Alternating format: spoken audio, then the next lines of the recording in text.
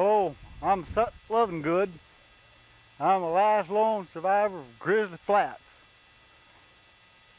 I was thinking about maybe putting some words down about the old timers around here and some of the things that used to go on.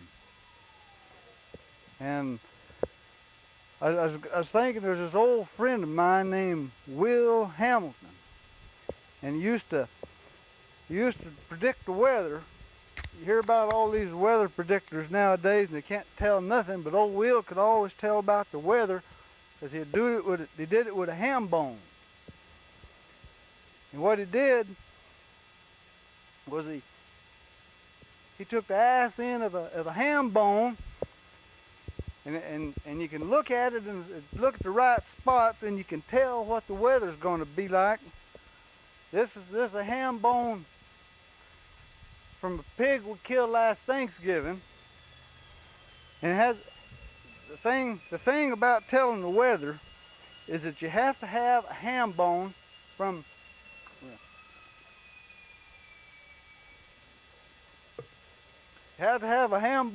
a local pig. Because if you get a pig that's grown somewhere else, you get a forecast. Like if you got a pig from Alabama, you'd be getting an Alabama forecast. So you got to have a local pig, and what you do, like you look right here now. You see this black spot there?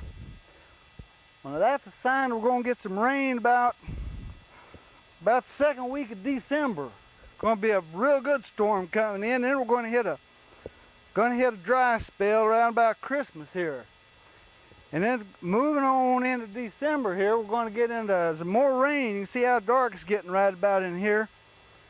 It's going to rain real good all the way in through the winter. I could tell you a little bit more about it into the spring, but my damn dog ate off part of the ham bone, and that part, like into April and May, is gone. I can't really tell you much about it. But that's ham bone weather predicting. And old Will, he learned it from an old immigrant from, I think he was from Constantinople or somewhere. And he's the only person I ever knew could predict the weather with a ham bone. It never fails. And there's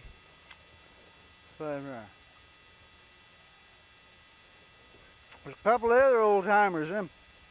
I'll show you something over here. That old guy used to know. Oh, it's Sut Lovengood, and I got a story to tell. I don't know if you ever been superstitious, heard about superstitions, but there's an old superstition about knives. Anytime you give a fella or somebody a knife for a gift, whoever gets it's supposed to pay a penny. You shouldn't ever give a knife because it's bad luck. Something terrible happened. And that's just the way it is. You shouldn't do it. So that's what the story's about. It's about an old widow woman named Maud Whitaker. Used to live back on Sager Creek. And she had a boyfriend named Cecil Townsend. Used to come around in the evening time. They'd sit down, her house sit down facing the creek. They'd sit there in the evening, drink persimmon beer out of a wide-mouthed mason jar. Old Cecil would bring down this persimmon beer, and they'd just sit there in the evening, listen to the crickets and watch the fireflies. And one evening, Maud had, Cecil had given Maud a knife one time. Just fresh. He gave her his knife for a gift, and you're supposed to give him a penny, and Maud meant to, but at the time she didn't have one with her, so she kind of spaced off of it. Maud was like that sometimes, and she just never got around to giving it to him. So they were sitting down there on the porch this one evening, drinking that persimmon beer, and just relaxing, and all of a sudden Maud started twitching like that. And at first Cecil didn't really think much about it. He looked over and noticed her, but then he thought, well, there's nothing too peculiar about that.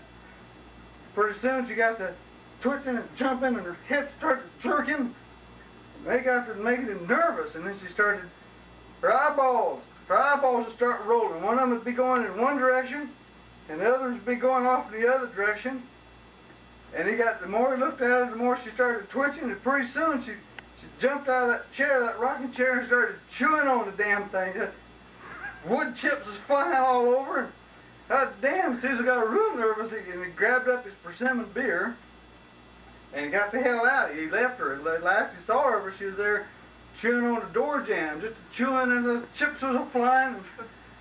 So he went on home, and then the next morning he got to thinking, well, God, better go back and check on her and see how she's doing. So he went back down. They looked, there wasn't no sign of mold anywhere. But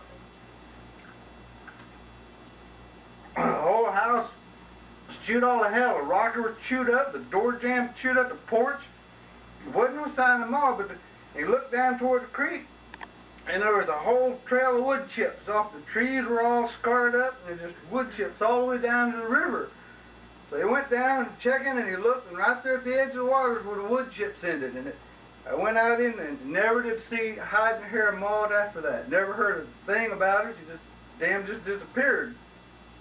But they say, and it's true, that if you go down Long Sager Creek on a summer evening,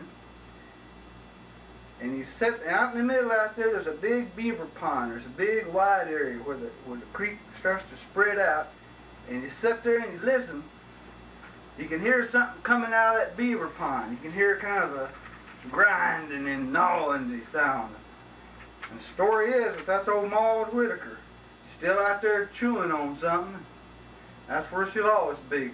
Now the whole thing started because she didn't give that penny for that pocket knife. So there's a lesson to be learned. Don't never take a pocket knife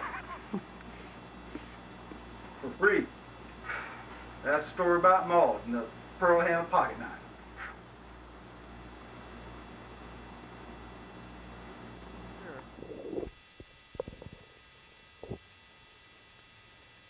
There's this one other old fella that I used to know. He's gone too, all of them is. And his name's known as Rattlesnake Rick. Lived over by Trona, way down in the desert there. And I came up on him one time. It's the first time I ever got to know old Rattlesnake, and he was out there working on something that looked like a glider type thing. And this is way back when the airplanes just getting started and getting going. And I looked at that thing, and I got to thinking, what the hell is that? Pretty soon I walked up and asked him what it was. Old Rick, he wasn't much to talk. He didn't talk too much here for a long time, but he got around to telling me the story about what he was doing. And he was he'd found him a vein of ore way up on the side of the mountain. It was too steep to get up there to it, so he's trying to figure out how to get it down. And he got to thinking, well, hell, if I was to build me a glider with a big hole in the middle of it, and I was to take it up on top of the mountain there, and I was to load all my ore inside the hole inside the glider and put it on these ramps, and I'd slide it right off down, and it'd float down to the bottom, down the canyon, down in the valley, and I could just get the gold out, dismantle my glider, and take it back up the top. It sounded like a pretty good idea. So, a month or two later, I come back in, and the glider was gone. An old Rattlesnake, he's sitting over there, looking kind of down the mouth, and I asked him what happened about his glider, and he said, well, I did it. I said, I built it, and I got up there on the top, climbed that sucker, got it, built me a ramp, and loaded it all full of ore. I sat back and I shoved that thing, and it just went flying out as pretty as could be, and then just dropped like a rock. And you can still see it up there on the side of the mountain. That's all I'm going to do about this flying. I'll leave that to somebody else. But I got another idea. He said, I'm building me a boat. I'm going to build me this here boat, and then if I ever get tired of the desert, I'll have it all ready, and I got an idea I always want to sail around the world.